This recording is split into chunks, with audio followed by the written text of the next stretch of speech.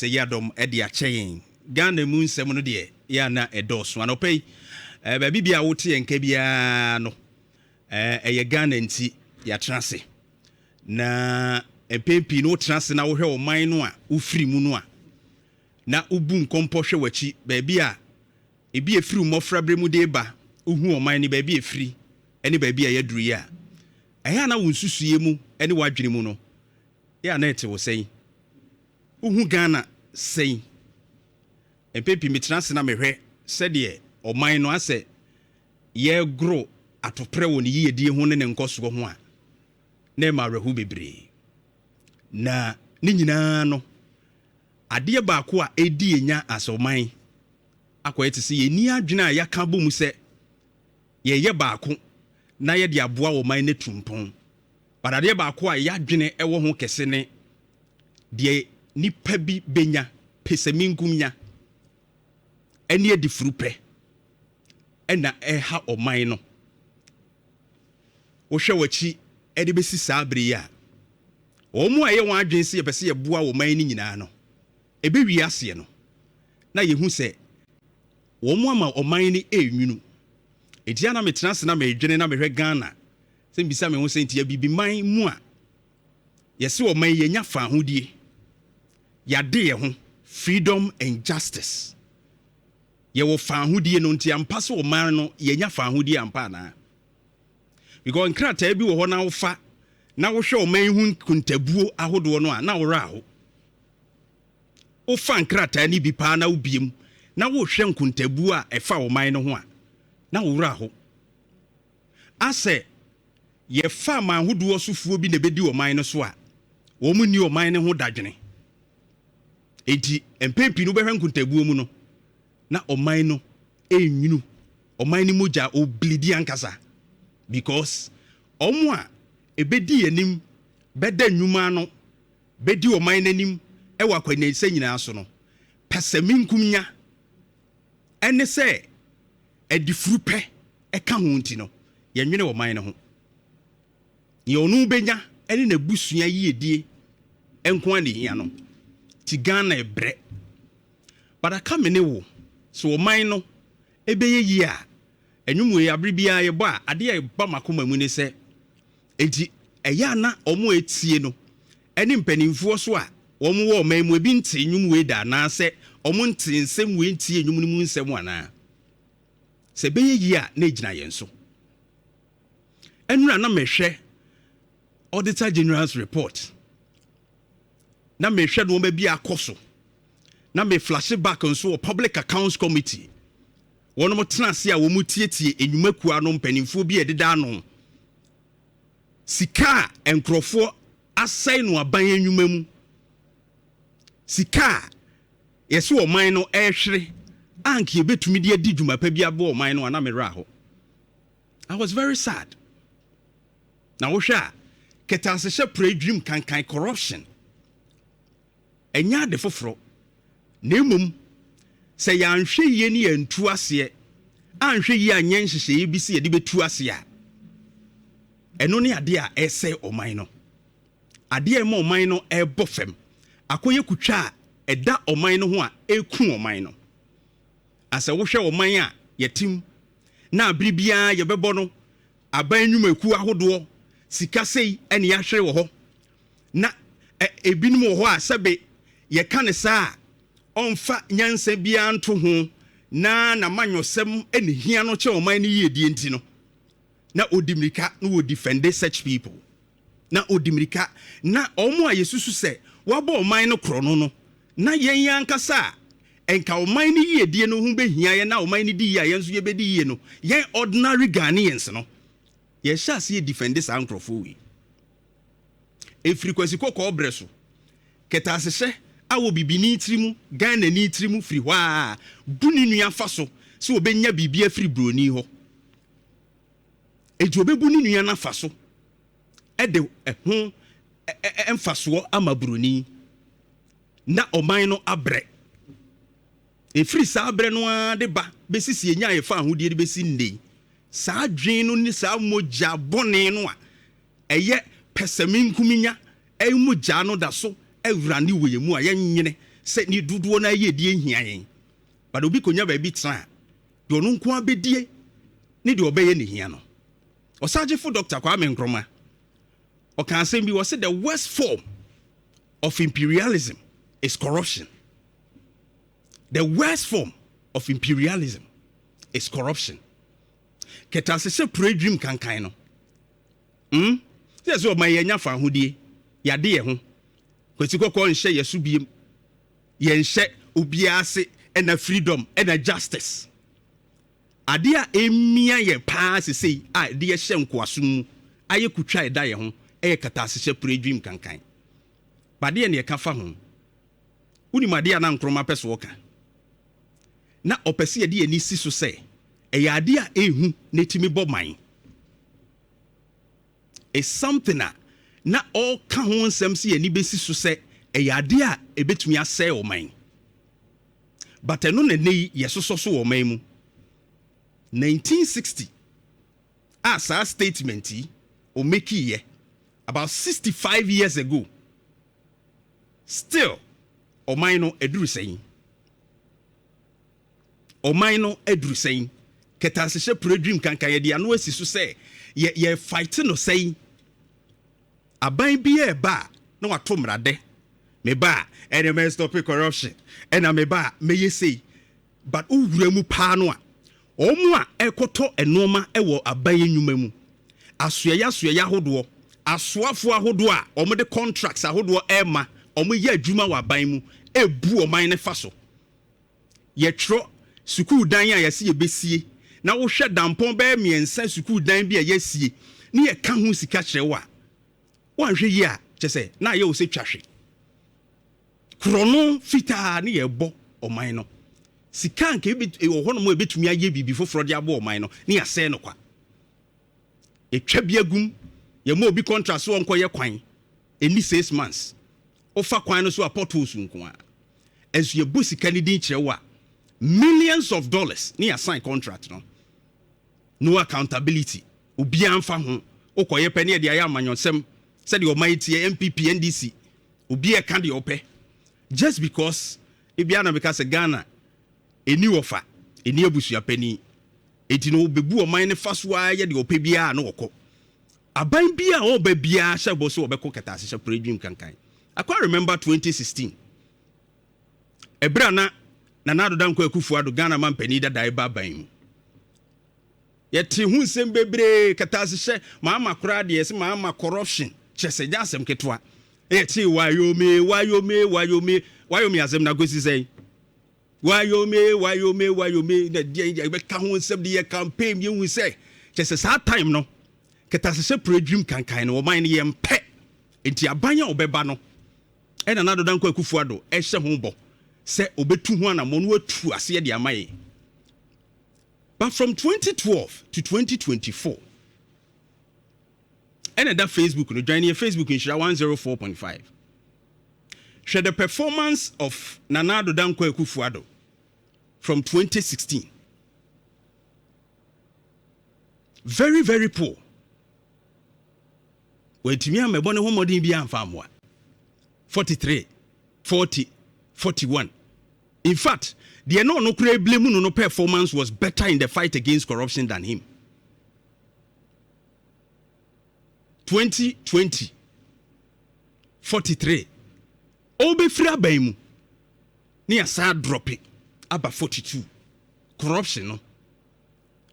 Na ususu sika yahre emfie so edeba. Say, at 2024 no.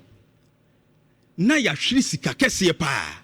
As already irregularities akoso ewo memu a 2024 there standing out to be the highest. 18.4 billion Ghana cedis. Enye sika ketwa. Yetie sa boshe no na oman no almost oman no ene yedwiri oman no ene yehiase yebehhehye ene amonto mame na memra na mehhehye ne ye ne yenya ade yen stop corruption. We were still near area enkoyie. Share the performance 2024.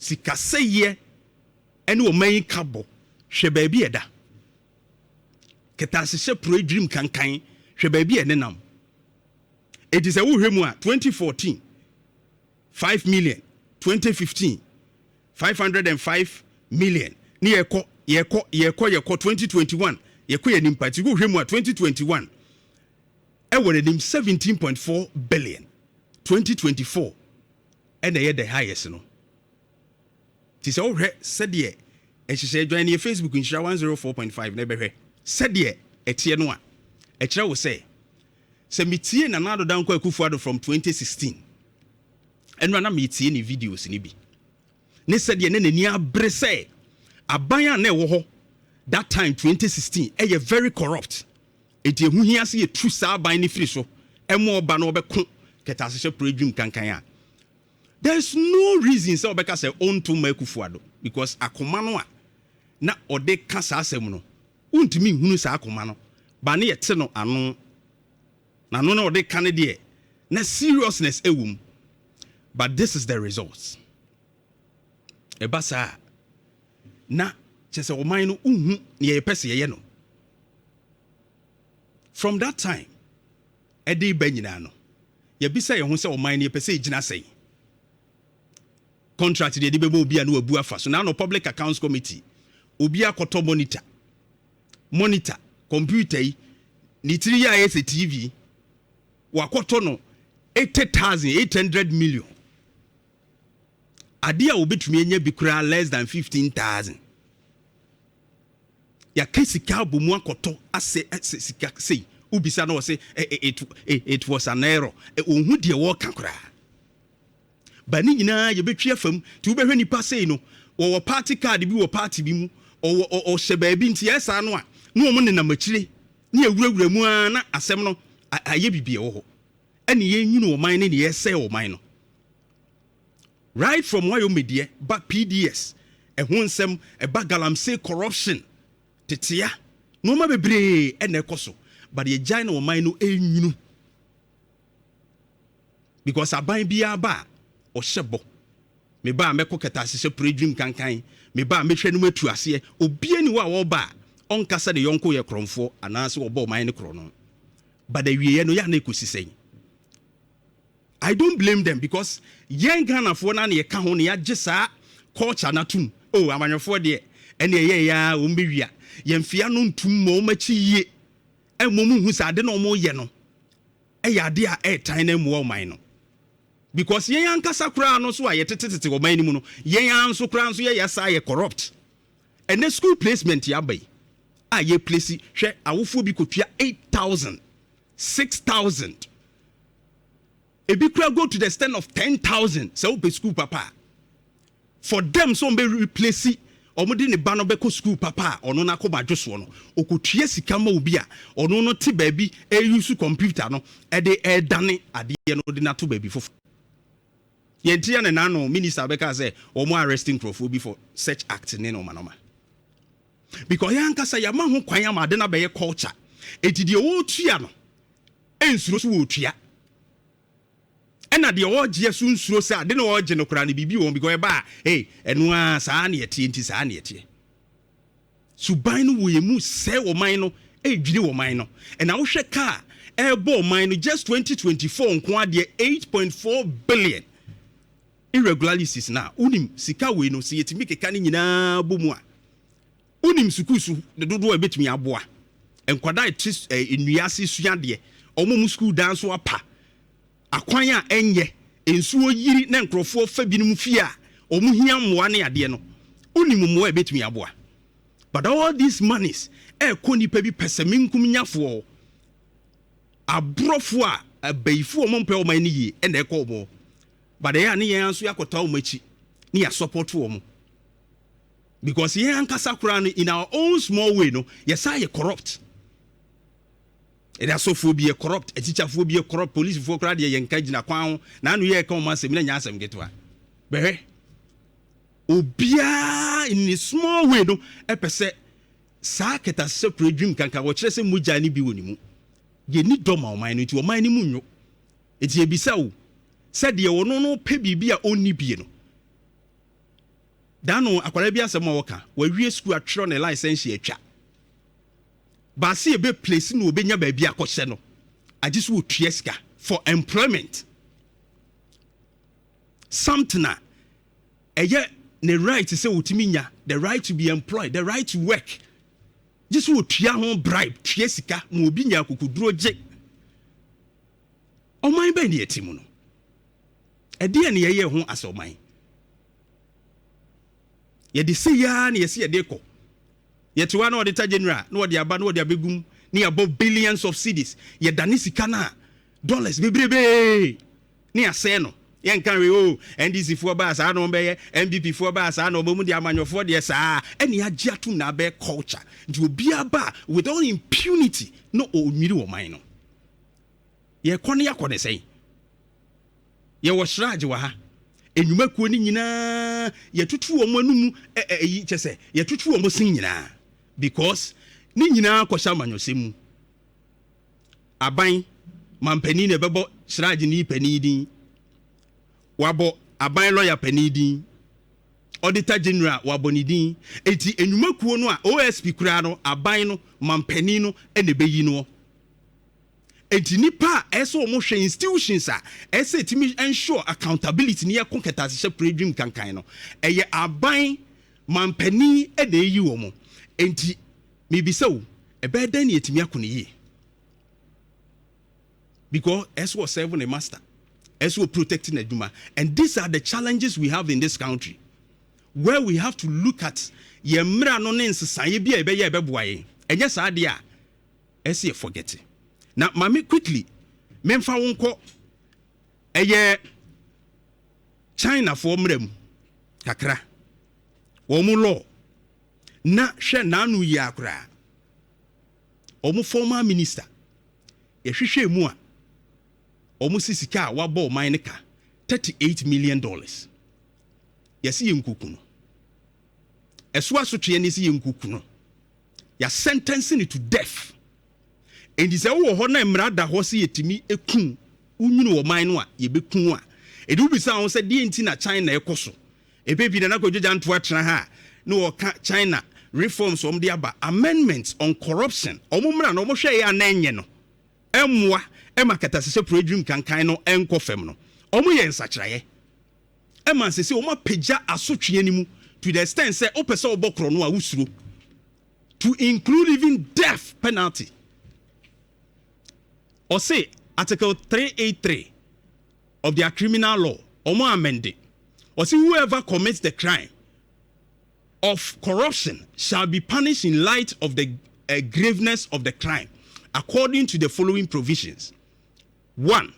If the amount involved in the corruption is relatively large or there is any other relatively serious circumstance, the convict shall be sentenced to imprisonment of not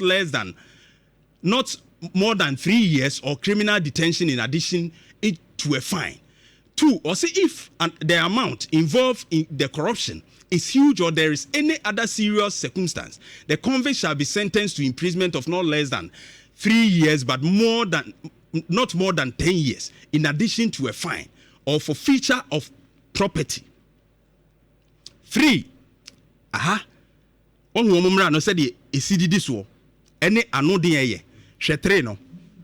Or say, if the amount involved in the corruption is especially huge, or there is any other especially serious circumstance, the convict shall be sentenced to imprisonment of not less than 10 years or life imprisonment in addition to a fine or forfeiture of property, or if the amount involved is especially huge and especially material losses. Enti nyese sika no nko a, but wa ma man so ahwere ajapadie bi no ma bia. Or say material losses have been caused to the interest of the state or the public, the convict shall be sentenced to life imprisonment or death penalty and a forfeiture of property. Ebi no mudi aye former agric minister for China no. Yese wabo man ne kro no through bribery ni adenti no. Wa mo man na hwiri sika. Wa ye de ensem fatenti no. Yenkokunu a death penalty. This is very deterring. A idea ma o ticket as a dream can e China ube through. So but what is our loss? Yen mrano. E ya ni afifa mu ani aye the politics. Ni aye ni sa ni the namua na yeko. And these are some of the things I see yen sachaye. Na yehu His Excellency John Dramani Mahama. Now the supreme leader. He said here, "Oh, dom kesiye no brosumpu." One thing is, your laws no are they fight corruption. Are very ineffective, and so encourage corruption. Adia ba konso e ka ho. Eye saa ba ko no a yes plead bargaining no. And also encourage corruption. And that culture e bleed wo man. We must look at it. Say beya say sika we nyina eboa no a ka ni baby o man ne yebekọ. Ka ni baby a yadu de bie kọbọ besia just because adwempone and yenso ete ye baby nketwa no. Say ye teacher for, say ye adwumafo ahodo na no public accounts committee they are making. They are all involved. If it's one more sheko to no parliamentarians ni we no nko. But some of the people, public servants and yagro, very very bad, and we have to look at this. Mamenko quickly eye manso